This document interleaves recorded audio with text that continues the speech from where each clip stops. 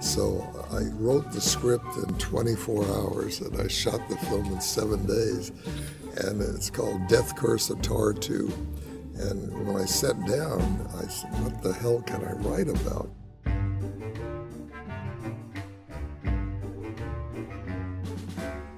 I'm sitting here with film director William Grefe. You have done a number of films. You did work with the Howards, right, on Flipper? Well, yeah, on the, I was head of the Ivan Tor Studios in North Miami. I did Flipper and Gentle Ben, but the only big film I ever did was Live and Let Die, the James Bond film. I was the action director on that. Oh, wow. And we did the shark sequences and all of that. And that was Roger Moore, right? correct. Okay. Roger Moore, yeah. We shot in Jamaica and in Bimini. We did a lot of shark stuff and alligator and crocodile stuff on that. So I more or less coordinated a lot of that. What's a Bond set like? What is that like? Well, all I can say is the little stuff I did, I could have made 5 feature films because they throw money at you, which I wasn't used to because all my independent films, was always privately financed, and so you had to really hold on to every dollar to get it onto the screen. We had talked briefly earlier, and you had just had off the cuff. You had all these these amazing stories about one film you shot in 7 days. Yeah, that was I had directed a film called Sting of Death, which was the jellyfish monster. And so the distributor in those days, everything was double features to go into the drive-in, the local theater. And so he couldn't find another horror movie, so he said the magic word, I'll finance this, but I got to have it by May 15th. Well, back then, the filming, the damn cameras weighed 200 pounds, and the editing was a nightmare. It took you forever. It's not like today with digital, and computers and all of that. So I wrote the script in 24 hours, and I shot the film in 7 days. And it's called Curse of Tartu. And when I sat down, I said, what the hell can I write about, So I just took the age-old thing where the Pharaoh in Egypt, anyone disturbs the pyramid, he'll come back as a wild creature and destroy him. So I just moved that into the Everglades and had an ancient Indian witch doctor that comes back as a wild animal and kills people, So anyway, the film is insane. The thing's still in distribution all over the world. And you were saying in post, you're basically using what, the Steenbeck to? No. Every movie I made except one was 35 millimeter. Oh, wow. And the big problem on independent is, I could only do 1 or 2 takes because the film was so expensive to develop it and all.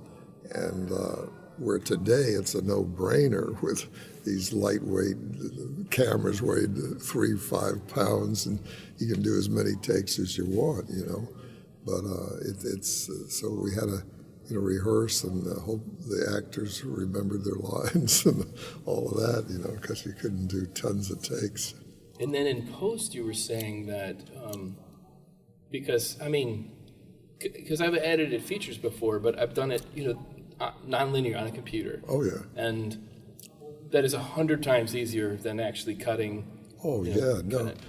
Quick, an example being like when I did Impulse. Well, it was William Shatner. Well, let's say I was editing on the Moviola, which was, what's called a work print, and you didn't ever touch the real negative till you're ready to cut it.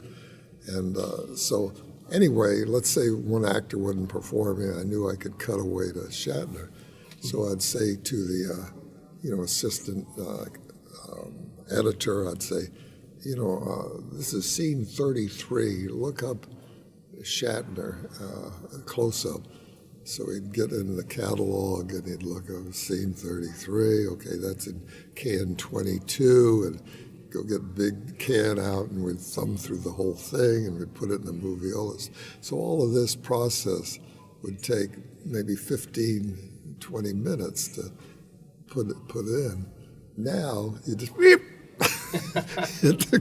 Scene 33, boom, bam, it's right there, you know.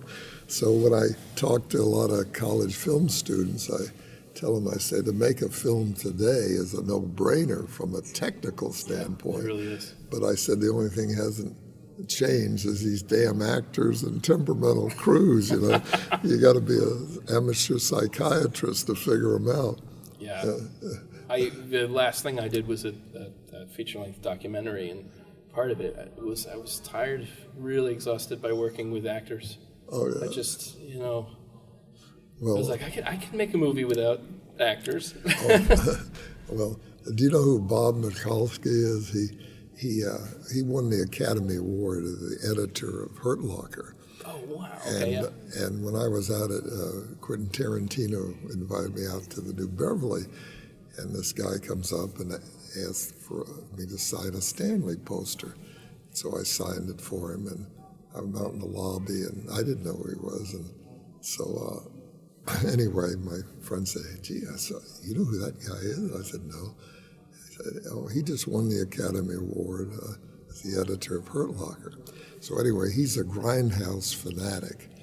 And so Bob called me up about 3-4 months ago, and he said, Bill, got this small distribution company, and I'm releasing a movie called I Eat Your Skin. And he said, I looked early in your career, you were second unit director on, and he said, you're the only guy in the crew left that I can find that's still alive. I said, Bob, thanks a lot. You really make a guy's day. You know? So anyway, Bob asked me, he said, can you do a 20-minute thing about how you made the film, you know? So I had never seen the movie because there was the director-producer was a guy named Del Tenney out of New York, and he came to Florida to film this, and he hired me to help him with crews and all, and then he said, can you be second unit director? So he went back to New York, and I never even saw the movie, and I said, I'd love to, Bob, but I haven't seen the movie. So he sent me a DVD, and he said, I'm going to put this out on Blu-ray.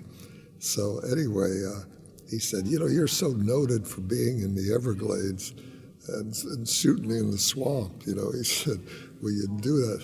So anyway, I just got out in some woods, and I came out of the thing, and 1 minute, and I said, slapping mosquitoes, and I said, with a machete, and I said, all you damn Hollywood people, all you think is I work in the Everglades. So anyway, I went in the house and I did a 20-minute spiel on how we made the movie. So that's out on Blu-ray now, and it's one of the extras. That's not this. That's different. No. That That's just a strict. It's I Eat Your Skin. And some other movie he did. It's a Blu-ray release. Oh, nice. Double feature, and then the extras. There's the extras. So I did a 20-minute spiel for him. But this is They Came from the Swamp, which is a 2-hour documentary on my film career, which involves William Shatner and Herschel Gordon Lewis. Blood Feast. Herschel was nice enough to be interviewed. Frank Hellenlotter, Brain. What did Frank do? Anyway, Frank's directed a lot of films. Fred Olin Ray, who I've known since he was a kid, and so there's a lot of good old pros that were kind enough to say nice things about me. Yep, to see Doug Hobart, H.G. Lewis, Bill Marcus, Joe Morrison. I can't wait to watch this. I was, so you worked with Shatner on 3 different pictures? Yeah, I did Impulse, which was where he plays a psycho killer, and then I did 20 half-hour films for Bacardi Rum, In person, Shatner is a very funny guy, And so when I was shooting the Bacardi film, I called him up and I said, I don't have the money. I'd pay you on a feature, but I'm got to shoot this in Puerto Rico. Would you come down? And he said, well, I got a girlfriend. Well, I said, bring her. So he said to me, he said, well, how much you got in for wardrobe? Well, all he had to wear was a shirt. And I said, well, I guess about $100. And there was a pause. He says, well, maybe I could go to Kmart and find something. but anyway, so he, on this, they came from the swamp. There was an interesting thing in the where on the film Impulse, I used Harold Oddjob Cicada, the big Oriental from Goldfinger that threw the hat. Yes. And so Shatner accidentally, the whole rig slipped, and Cicada was literally hanging, choking to death. And so anyway, Shatner sees it and he tries to pick Cicada up. Well, Cicada is like 250, 60, And so we all ran in, and he cut the rope. And so anyway, when Tarantino had me out to the New Beverly, I called Shatner up and I said, about this behind-the-scene footage I just had found. And he said, I got to see this. So I went by, and he looked at it and said, he said, it's great, but there's no damn sound, And I said, well, there was an amateur guy just filming behind the scene. He said, well, I'd narrate this, So anyway, he ended up narrating it, and that's one of the extras on They Came from the Swamp. I can't wait to watch it. So, your career, the time era, a lot of the independent films you did, seems to run parallel a bit to Roger Corman. I mean, Roger Corman's kind of been going forever, and he's still going, But I noticed that, when I think of, I think of Corman films like Bucket of Blood, or really, fun, lo-fi stuff, so were you? I know that you had met with him quite a bit, but did you ever feel like you were rivals in a way? Because no. See, I mean, Roger did the majority of his stuff in California. I mean, I was a regional filmmaker, and so I always welcomed, like Herschel Gordon Lewis came down from Chicago. They were going to do Blood Feast. Herschel and Dave Friedman, his producer, called me up and said, Bill, can you help us get a cruise and stuff? And so I always helped filmmakers because I figured the more I helped people coming in, then the equipment houses would stay, the lab would stay, et cetera, So, back in those days, I mean, I'll give you an example. See, nobody was competition like Corman, because everybody was competition. Like when I did Stanley, which is my where I used all real rattlesnakes, we opened in Los Angeles the weekend, the original Godfather. Yeah, wow. Stanley cost $125,000 to make. I grossed $179,000. The Godfather grossed $181,000. Oh my God! See, and so as I said, the best thing I ever learned was when Sam Arkoff, who was head of American International, said, "Bill, I've never heard of anybody walking up to the box office and before they plunk down their money, they say, how much did this film cost to make?" They go for some reason, Yep. And so I never felt. Roger or any of them were competition because I was in competition with John Ford and all the biggies, because when you're playing in the theater, it was what brought them there, So, but, you were head of... Ivan Tors, yeah. I was the biggest on the East Coast of the United States. Because, I mean, if it's doing shows like Flipper with what was it, Ron Howard and his dad, right? I mean, that's got to be pretty gigantic. Well, one thing about Flipper, you could go anywhere in the world. You can be in the middle of Africa, and you mentioned Flipper. Everybody in the world knows Flipper. Exactly what it is. You know, and so we shot that 100% in Florida, and anyway, Ivan Tors more or less brought in the Hollywood system into Florida, where I was always independent, and So where did that come about in your career, like being part of that, and then versus? well, what was funny is when they asked me to head up Ivan Tors, well, I'd never had a job, where I had to go 9 to 5, and so it was quite an honor to be asked to be head of the studio. And I came home, and my wife was so excited. And she said, I looked at her. She said, "What's the matter? You look so down." I said, "Damn it! I got to go to work 9 to 5." Show up to an office. Did you have to put the suit on? And all that, Right. Yeah. So, any event, I had in my contract that I could make one independent film a year, and so when I dreamt up Stanley, which was I used all real rattlesnakes because there's no CGI then or anything. So anyway, I offered it to Ivan as the independent that I was going to make that year when I was running the studio. He said, "Bill, we're a family oriented. I can't make a horror movie and all of that." So anyway, I went out to California, and Red Jacobs was head of Crown International Pictures, who had handled one of my films, The Wild Rebels. So I don't know what the hell I ate that night, but I dreamt Stanley.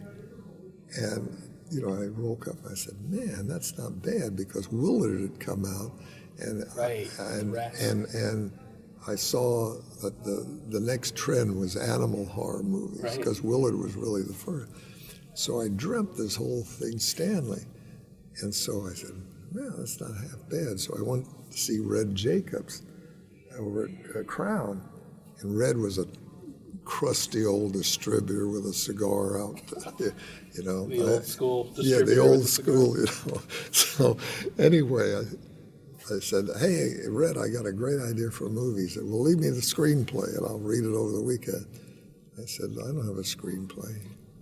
"Well, okay, give me the synopsis."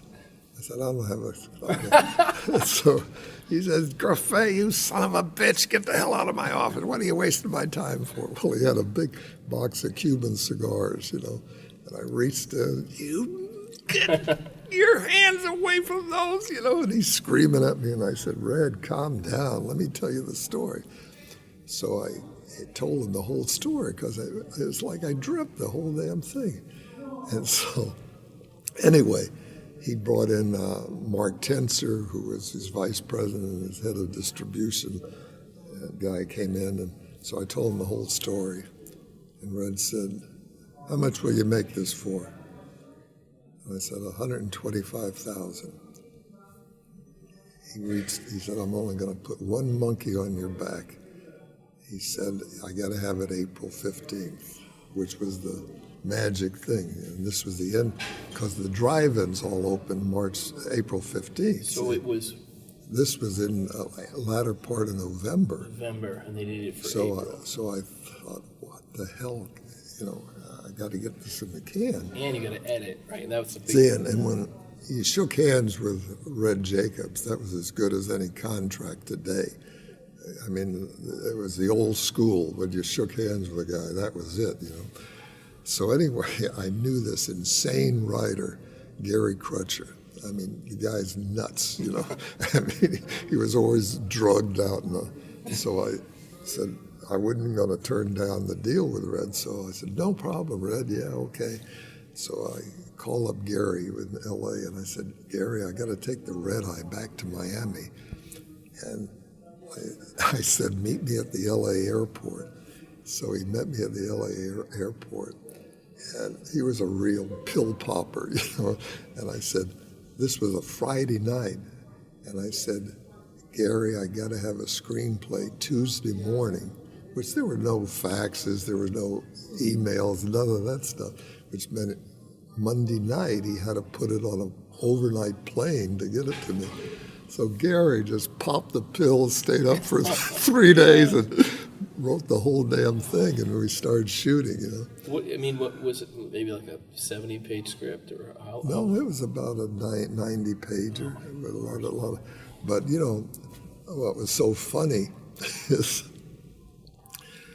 Red Jacobs didn't believe all the stuff I was going to do with real rattlesnakes, So he sent an executive producer down to keep his eye on me. So I met him at the airport. And I had a wild animal trainer, a guy named Frank Weed that lived in the Everglades. And so I knew Frank could handle these rattlesnakes. And so this exec producer said, Bill, we're at the airport. I'm going to take him to the hotel. He said, Bill, listen, can I meet this Frank Weed, So I said, yeah, no problem. So we drove out. And so I went to his house, and Frank wasn't there, but his 18-year-old son was there. And so we walk in his little cabin, and right in the middle of the thing, he has this, 20 rattlesnakes in like a cage in the living room. Well, it was in December, and it was pretty cold for Florida. And so this Johnny was the guy's name. He said, "What do you get these rattlesnakes in the living room for?" And he said, "Well, Bill's got to use them, and we didn't want them to get cold." So he said, "Do you ever handle these like your father?" And the kid reaches in, boom, grabs like a 6-foot rattler. And the California guy said, "My God, don't you ever get stung?" And the kid said, "Yeah," and he holds up, and one finger's missing. And he said, "Well, what do you do?" And he said, "Well, we were out getting water moccasins, and one hit me on the end of the finger." He said, "Well, what do? You rush to the hospital or what?" He said, "No, we were getting like $10 for snakeskin belts." He said, and that day my arm turned black up to my shoulder, and my finger turned completely black, and I had to cut it off. And the guy, Johnny, said, "You cut it off? What do you mean?" The kid reaches over, and he's got a jar full of alcohol with his finger floating in. And Johnny said, "Grefe, we can leave now." So he never questioned me again what we're going to do. You had talked about Psychedelic Priest and how it had no script, and I just thought it was such a fascinating story. Sometimes I fantasize about being able to do a movie with no script, But how did that come to be? Well, this insane writer, this was in the hippie days, and in L.A., all the hippies were on Sunset Boulevard. They were sleeping in doorways up in the hills and all that. So he calls me up from L.A., and he said, "Bill, jump on a plane, get out here. I want you to direct this movie." And I said, "Well, send me a screenplay." And he said, "I don't have a." No, he didn't tell me he didn't have one. He said, "Look, there's not time. We got to shoot this immediately. Get on the trend." And he tells me about a young priest that leads this church and travels with the long hair. So anyway, I said, I'd been around the block, and I said, "Well, look, send me X number of dollars and send me a round-trip ticket." So about a week later, the round-trip ticket comes in and half my salary. So I go out to L.A., and he meets me at the airport, and I said, "Give me the screenplay. I got to see what I'm going to do here." He says, "Bill, I'm in serious trouble." And I said, "What are you talking about?" "I don't have a screenplay." And I said, "You don't have what the hell did you bring me out here for?" So anyway, what he'd done, he'd raised $50,000 in trading stamps. Back then, there was a thing where they tried to beat the IRS by having these trading stamps. Mm-hmm. And like if you owned a garage and I owned a TV shop, if I needed my transmission fixed, I'd give you trading stamps, and then you could come in and trade me for a TV. So he'd raise these, and he discounted them to get my ticket, and he sold them. So we had to stay at the Ramada Inn on Sunset. And if you've ever eaten every damn meal at the Ramada Inn, forget about it. You know? Right, yeah. So after about 3 days, I said to him, I said, Terry, I said, I'm sick and tired of this food. Look, I'll take you across. The New World was a restaurant on the Sunset there, and I said, I'll pay. So we go to there, and there were these hippies in there, and there was this long gal with long dress, long hair. I said, now she looks like a typical hippie. Grefe, you're brilliant. Boom, he goes over. Now we got our lead actress, right? Cast her from the restaurant. And so she'd never acted before. And in the morning, this actor walks in. He has this big sort of briefcase or whatever they carry their picture. And I said, now that guy looks like a young priest. Now I know why I hired you, Grefe. Boom. You know, so now we got our priest. So we go out like the Topanga Canyon, which was a hippie stronghold. I said, well, what will we do today? Oh, there's a nice stream. Let's just go to the stream. You know, and so we winged the whole damn movie. Winged it and never had a script or anything. And the damn thing is, you know, on DVD today. It's so anyway. Came out pretty good, huh? Playable. Yeah. I mean, it's on. It's watchable.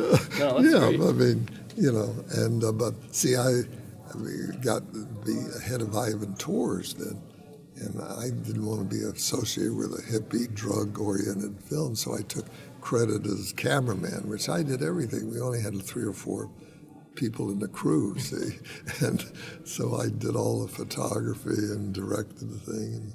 And Did you put like a what's it called, a pseudonym? Was there an Alan Smithy as the director? No, I just took credit as the cameraman.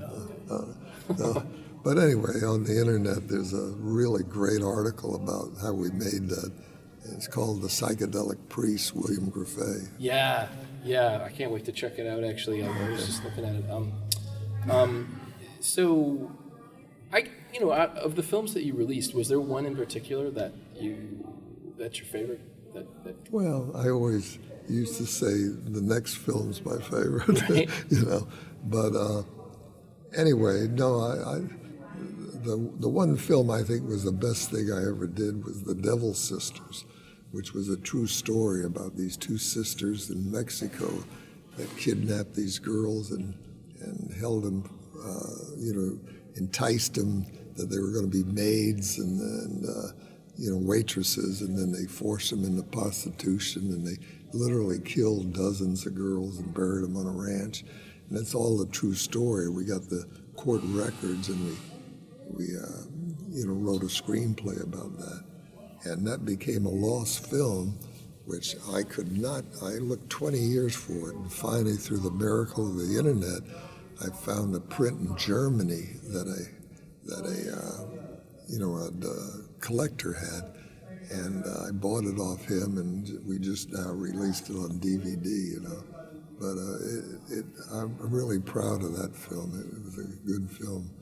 And I shot it in 10 days. Oh, that's amazing to me.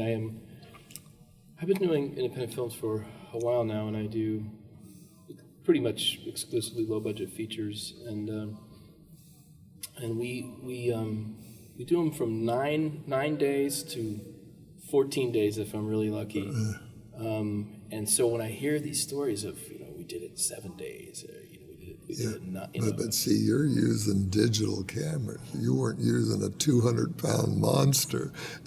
So it was even harder. Well, it was very much harder when you were doing it. That's why I can't even imagine when you said you're working in 35 millimeter, right? And you make a feature film in 7 days. Did you block everything and do longer takes and more movements, or? No, I pretty well. What I did is to me, I used to try and block stuff where the actors moved or the camera moved. I mean, I hate a lot of stuff today where fast cuts. I mean, a bumbling idiot or a chimpanzee could direct those fast cuts. But let them try. Like, look at any of John Frankenheimer's stuff, Yes. and the way he moved the camera and blocked, and you have no concept of what it takes. I mean, like this movie they just recently made, Atonement, with there's a scene, the Battle of Dunkirk, 5-minute take where the camera and the actors constantly move. Well, that director, I mean, they had to rehearse that for a week, you know, and if one extra missed his mark, if one actor missed his mark, if the assistant cameraman missed the follow focus, they had to do it over again. Now that takes a real director to block something like that. But fast cuts, a chimpanzee can do that stuff. Yeah, that's true. Any advice for other film directors starting out that maybe had ups and downs? Well, you know, the whole thing in a nutshell is you just got to believe in yourself and keep going, you know. And the key, though, that I teach film students in these film schools, they teach everything but the two most important things in filmmaking. They say, what is that? And I said, finance and distribution. Absolutely.